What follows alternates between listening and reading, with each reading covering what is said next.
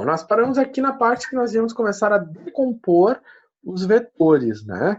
Então, aqui nós temos o vetor A e o vetor B. Então, nós vamos decompor esse vetor. Se eu for decompor o vetor A, o que vai acontecer? Bom, A, ele tem a abscissa negativa, né? E a ordenada positiva. Vamos escrever aqui. Então, o A abscissa dele é negativa, a ordenada dele é positiva. Então, a abscissa do A, ela é adjacente ao ângulo de 30 graus, por isso o cosseno, e a ordenada do A, ele é oposta ao 30 graus, por isso o seno. Bom, aqui eu usei o valor da calculadora. Se eu botar cosseno de 30 graus, o raiz de 3 sobre 2, né? E alguns às vezes têm essa dificuldade, né? Eu poderia ter escrito raiz de 3 sobre 2. Poderia. Mas eu quis escrever, né, a divisão. Raiz de 3 que divide 2, 0,866. Tá. Então, eu obtenho esta equação aqui. Eu obtenho essas componentes para o vetor. Como eu não sei quanto é o módulo de A, ali representadinho o módulo de A pela letra A minúsculo, né? Então, menos 0,86 vezes A na direção I, mais 0,5 A na direção J. Tá. Feito isso para o A, vamos fazer para o B. Né? Da mesma maneira, vamos fazer isso no B. Então, o que vai acontecer? Então, feito da mesma maneira no A, vamos para o B. O B, ele tem uma componente em Y que é negativa, uma componente em X que também é negativa. Então tá. Então eu vou dizer que o meu módulo de B vai ser representado pelo B pequeno. E aí então vai ficar menos B cosseno de 40, porque a abscissa, né? A abscissa B, né? Ela é adjacente ao 40. Então, se ela é adjacente, é cosseno. E a ordenada de B, ela é oposta ao 40. Então, é seno de B. Desta maneira, né, eu tenho... E é menos esse sinal negativo, porque claramente eu vejo, visualizo, o B está no terceiro quadrante, então ele tem uma abscissa negativa e uma ordenada negativa. Pegando os cossenos e senos pela calculadora, nós temos então essas componentes. Então, menos 0,76B na direção I, menos 0,64B na direção J. Tá. Então, o que acontece? Quem é o R? Né? O R é menos 30I. O R é A mais B. Né? Então, vamos juntar tudo que nós já temos. Então, o R é menos 30I, ou seja, menos 30 para I e 0 para J. O A é 0,86 para A, 0,5 para J. O B é menos 76, 0,76 para B, para I, e menos 0,64B para J. Montamos aqui o nosso sisteminha. Poderia ter usado o IJ? Poderia. Eu gosto de escrever na forma matricial porque fica mais organizada, né?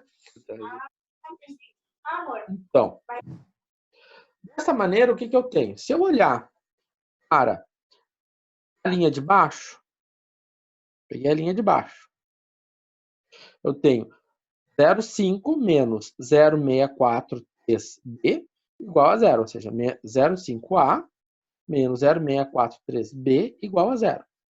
Eu vou isolar o A. O que acontece? Eu vou isolar o A. Eu passo este daqui para o outro lado. Então, ficou 0,5 igual a 0,6B. Tá. Agora, para isolar melhor o A, eu pego o 0,5 e passo dividindo. Então, eu peguei o 0,5 e passei dividindo. Eu vou dividir 0,64 por 0,5, deu 1,2. Então, eu vou guardar esse resultado que eu tenho. Eu sei que o A é 1,2B. Ou seja, existe uma relação entre A e B. Ou seja, o A é 1,286 Então tá. Continuando aqui. Então, a gente guardou essa relação e vamos pegar agora a equação de cima. Né? Pegar a parte de cima. Ou seja, 0,866A menos 0,766B. Isso aqui é igual a 3.000. Eu botei aqui já 3.000K. E aqui eu peguei, eu estava cansado de fazer, de editar, eu já peguei 3.000. Então, né, o que acontece? Fazendo a conta, eu pego este valor aqui, né, coloco no lugar do A. Eu substituo. Quando eu substituo, né, este valor aqui no lugar do A, fico com uma equação apenas em B, né? Ou seja, 0,88 vezes 1,286 vai dar esse valor aqui em B. Eu faço a continha em B, né? Fazendo essa continha em B, vou isolar o B, vou ter esse número aqui, que é exatamente o que nós tínhamos ali. Como aqui eu estava usando 30 e não 30.000, né? Nós íamos ter que encontrar 15,96. Que é o valor que nós encontramos resolvendo pelo método da lei do seno. Agora que eu encontrei o B, o que eu faço com esse B? Eu jogo ele aqui, né? Quando eu jogo ele aqui, eu vou descobrir quem? Vou descobrir o A. Certo? Então tá.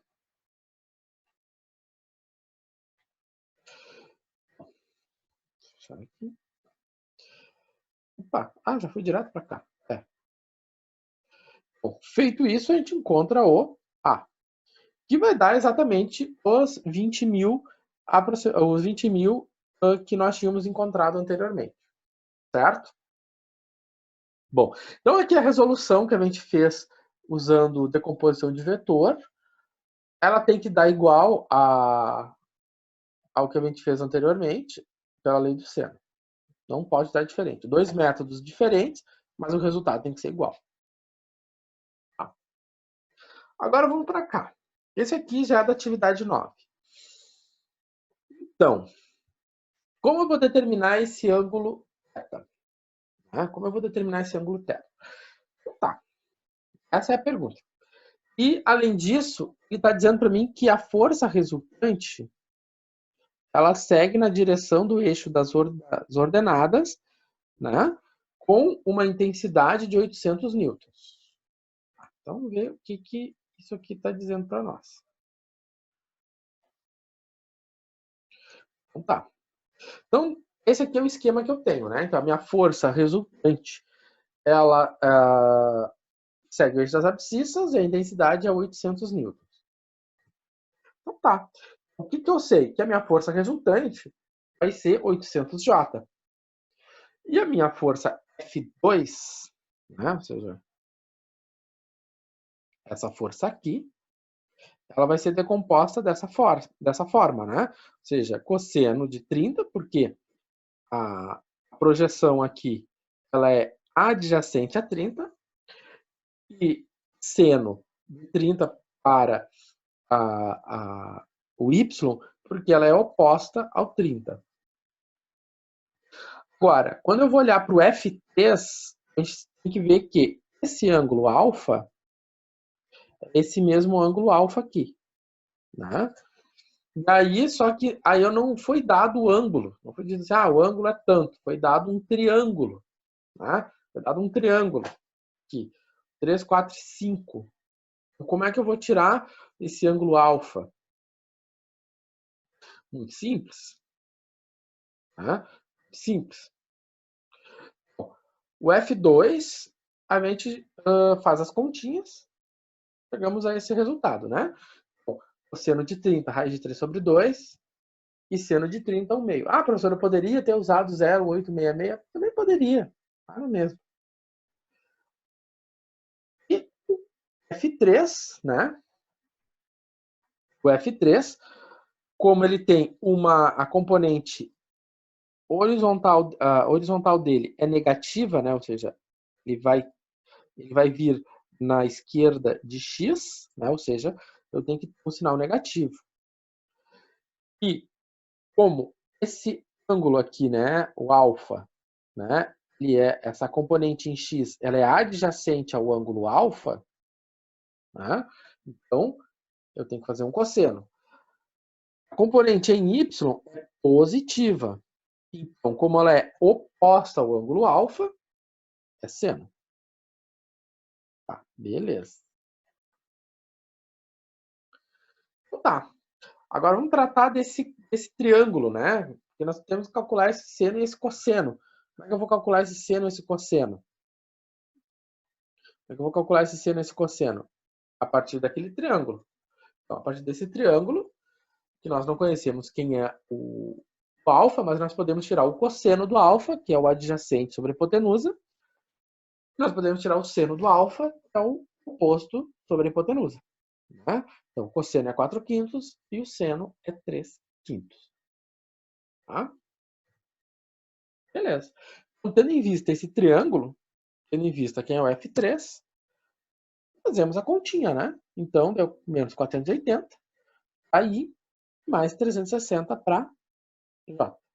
Simples assim. Tá. Agora, a minha força resultante é F1, mais F2, mais F3. Isso é F1, né? Ou seja, nós queremos isolar o F1. Nosso objetivo é isolar isso aqui. Isso aqui nós não conhecemos. Isso aqui eu conheço, isso aqui eu conheço, isso aqui eu conheço. Então, eu vou isolar ele. Então, o F2 passa, o F3 passa. Então, tá. Vamos adiante. Então, vamos lá. O F resultante é 0,800, né? 800J. O F2, né? O F2 era 200 raiz de 3 sobre 200, e 200, né? Para J. E o F3 é menos 480 para I e 360 para J. Fazendo a continha, o que vai acontecer? Menos e menos, ó, menos e menos deu mais. Aqui eu tenho menos. Então, 480 menos 200 raiz de 3. Agora, 800 menos 200 menos 360, 240. Então, as componentes do F1, né, são quem? São 400, a componente horizontal do F1 é esse aqui, né? Esse aqui é meu I. E aqui está meu J. Né? Ou seja, ele está representado aqui. E ele vai estar no primeiro quadrante, né? Porque esse valor aqui é positivo. Então, aqui está meu F2.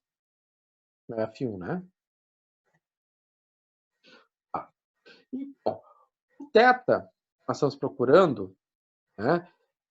Se a gente olhar para o desenho que a gente tinha lá anteriormente, né? Nós tínhamos isso, nós tínhamos o θ aqui. Era esse θ que ele estava pedindo. E aqui nós temos um outro ângulo, um alfa.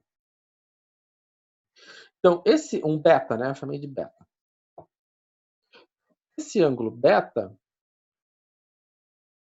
né? O θ mais o beta, eles têm que formar 90 graus. Então, dessa maneira, o θ, né, é quem? O θ é 90 menos o beta. Tá? Então, dessa relação aqui que nós temos, essa relação, que o θ é 90 menos o beta. Tá. Beleza. Então, o beta é um ângulo que está entre o F1 e o eixo das abscissas. Né? Representado aqui. O meu θ, ele vai estar aqui. Tá. Então, como é que eu vou calcular beta? Essa continha, ela vem disso aqui, né? Ou seja, essa distância, o cateto adjacente Aqui, o cateto adjacente desse triângulo é o 480. É o 480 menos 200 raiz de 3. E aqui é o 240. Então, se eu quero a tangente de beta, quem é a tangente de um ângulo? A tangente de um ângulo é cateto oposto sobre o cateto adjacente. Quem é o cateto oposto ao beta? 240. Quem é o cateto adjacente ao beta? É o 480 menos 200 raiz de 3. Então, para calcular o beta, a gente vai usar, né? Sim, usar a função arco-tangente, a função inversa da tangente, a função que fornece um ângulo, que é o que nós temos aqui, certo? A função arco-tangente na calculadora, né? Você tem que calcular a função arco-tangente na calculadora, né? Arco-tangente, ela vai surgir da onde? Da tecla Shift, seguido da tecla tangente. Né? Daí vai aparecer em cima no cursor, né, da calculadora, vai aparecer isso aqui. Menos, ou seja, quando ele aparece isso aqui, ele está dizendo para nós que eu vou calcular a inversa da tangente. Ou seja, eu vou calcular o arco tangente. Certo? E fazendo essa continha na calculadora, eu tenho 60,88 graus. Eu tenho aproximadamente 61 graus, né? Eu poderia dizer assim, já é um cálculo aproximado, né? Poderia dizer, isso aqui é aproximadamente 61 graus. Bom, então tá. Vamos adiante. Isso aqui é bem importante. A gente ter bem claro isso. A gente fez isso em aula também. Isso aqui não deve ser novidade. Para quem assistiu às videoaulas, acho que a gente fez isso há 2 aulas atrás. Vou pedir isso no questionário. Tá dando spoiler? Sim.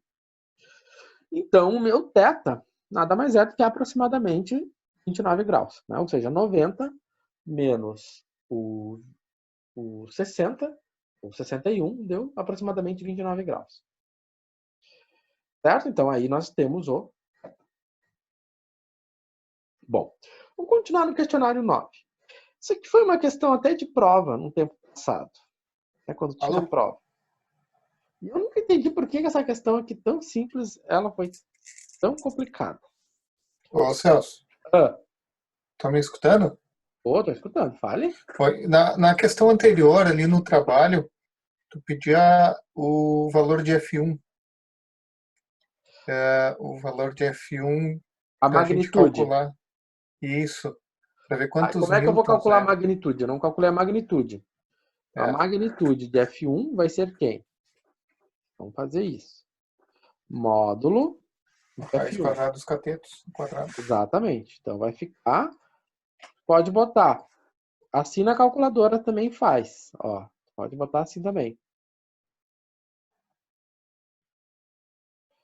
Pode escrever assim na calculadora que ela também vai...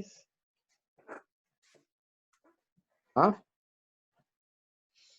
Então, deixa eu ver se eu tenho... A calculadora está aqui. Então, nesse caso aqui, raiz quadrada menos 200 raiz de 3 quadrado. Tá? Estou fazendo bobagem. Aqui, mais 240 ao quadrado. Então, tá feito. Deu 274, né? Então, se a gente conseguir enxergar aqui, vai chegar ao contrário, né? Mas dá para fazer direitinho na calculadora também. 274. Certo?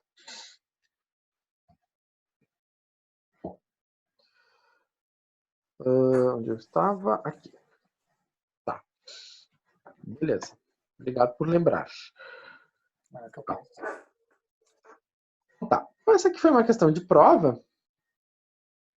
E eu pedia determinar as componentes do vetor U. Né? O que se sabe do vetor U? É um vetor tridimensional, onde eu tenho o cosseno de beta, eu tenho o cosseno de gama. Né? Lembrando, o que é o beta? O beta é o ângulo com o eixo das abscissas.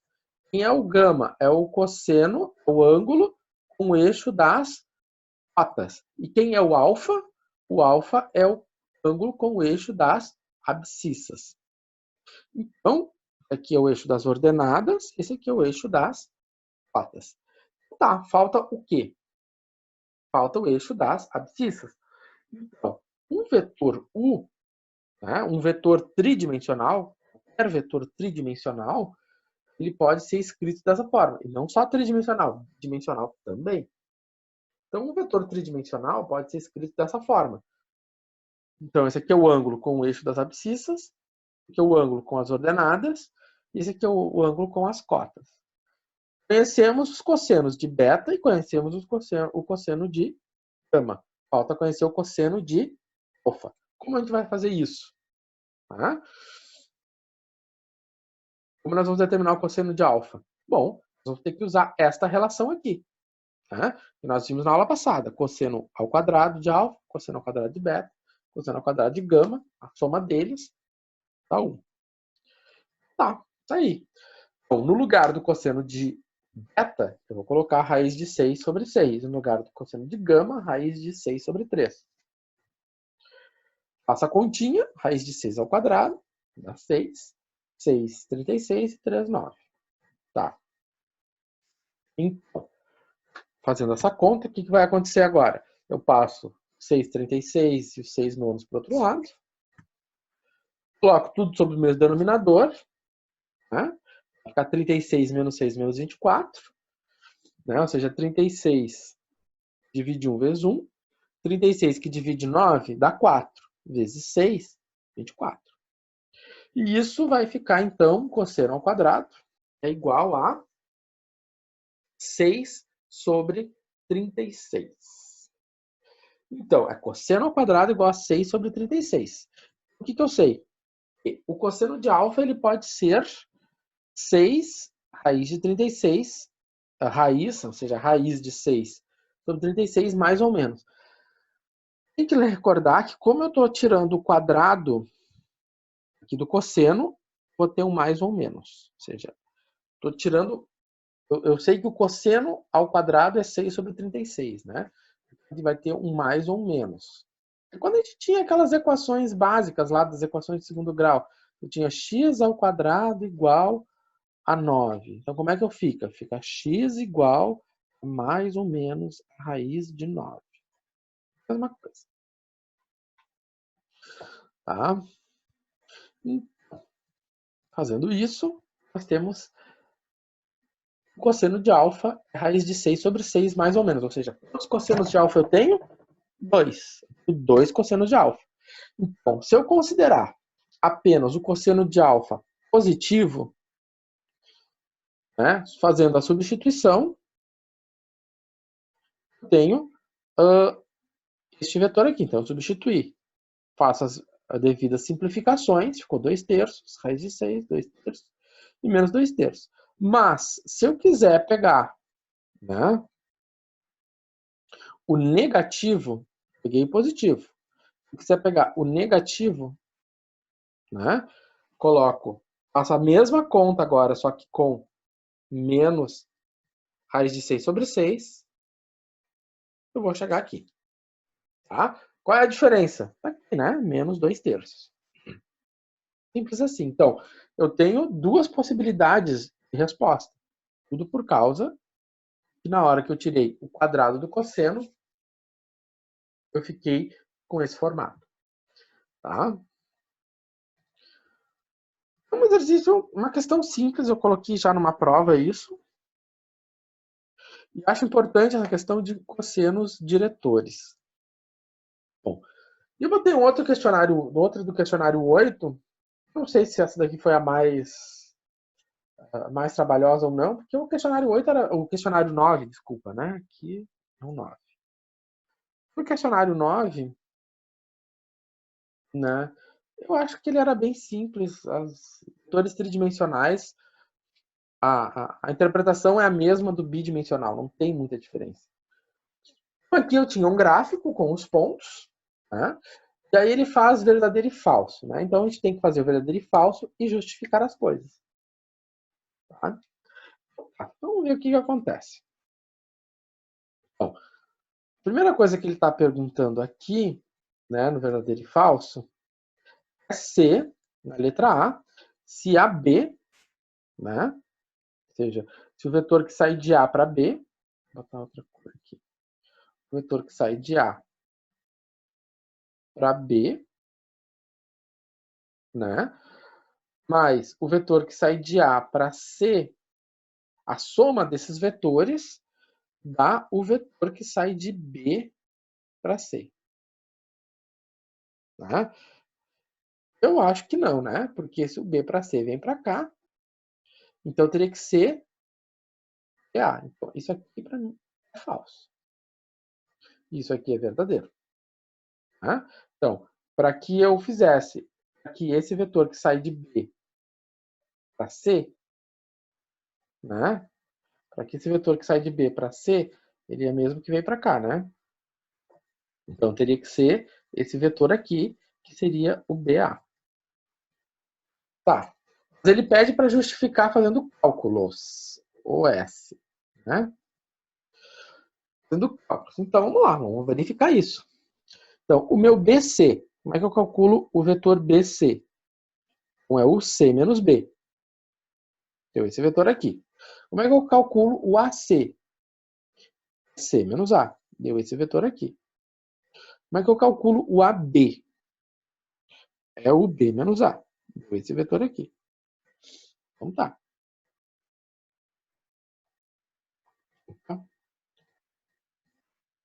Então, se eu coloco tudo, eu coloco todo mundo um embaixo do outro como tem que ser, né, os vetores que eu conheço, eu vou verificar o quê? Então aqui está meu BC, o meu AC e o AB.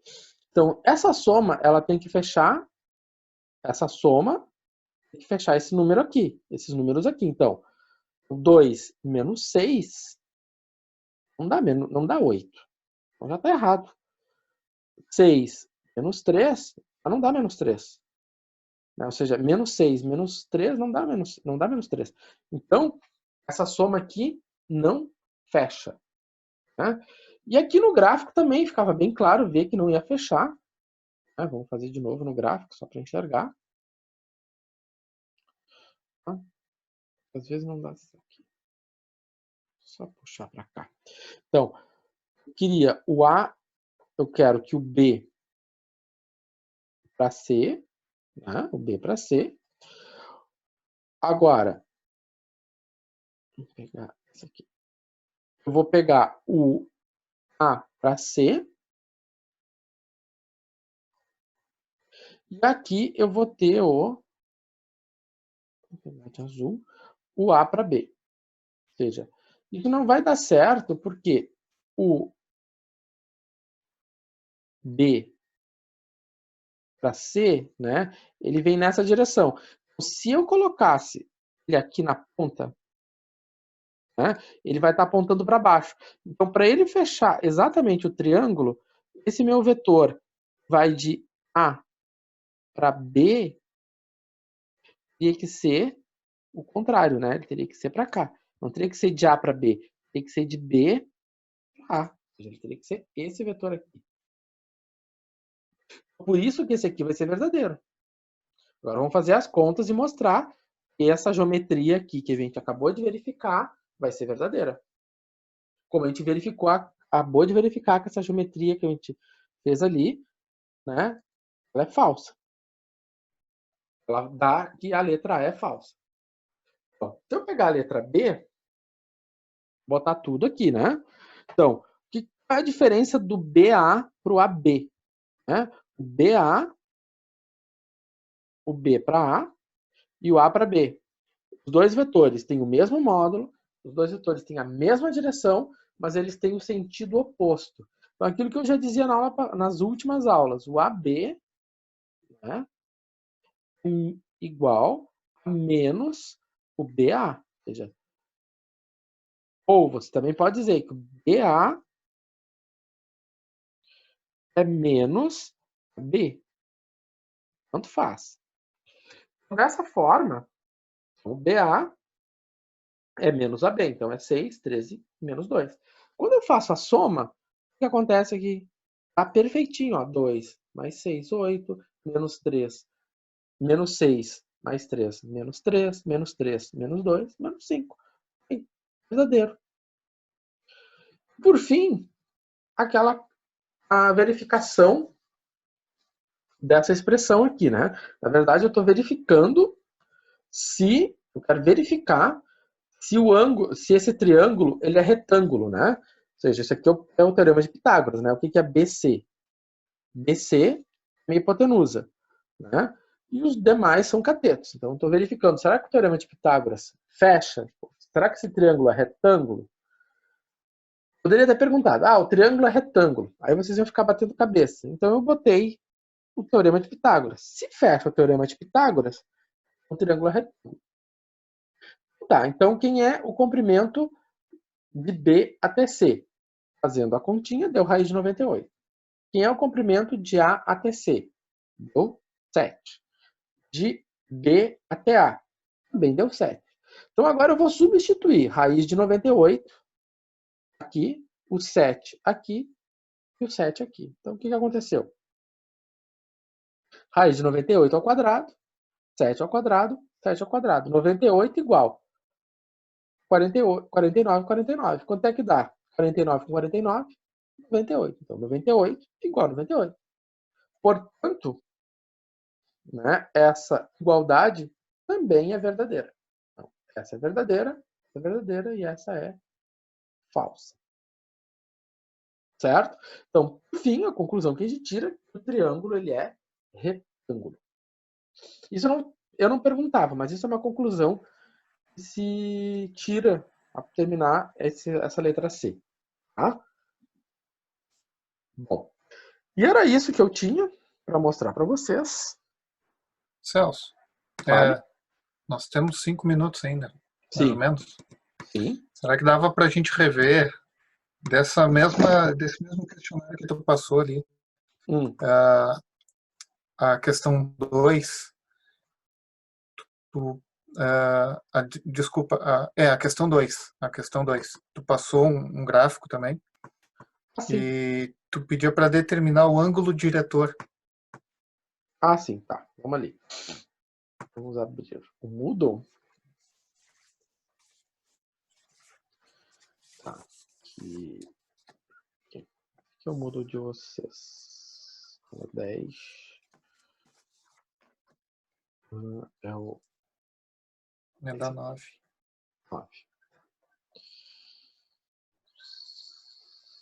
9, tá aqui. Tá, vamos abrir. Esse aqui, né? Então tá. Isso. Ele pede para determinar o ângulo diretor P e Q. Então, tá, como é que eu vou fazer isso? O vetor Q, ele vai ser quem? Ele vai ser o P menos o Q, né? Bom, de Q para P. Então, é o P menos o Q. Então, dessa forma, eu vou ficar com 1 menos o 2, aí, mais o 3 mais o 1 para J, né? Vai ficar 3 menos menos. E o 5 menos 4. 5 menos 4. Ou seja, ficou menos I. Vai ficar 4 para J.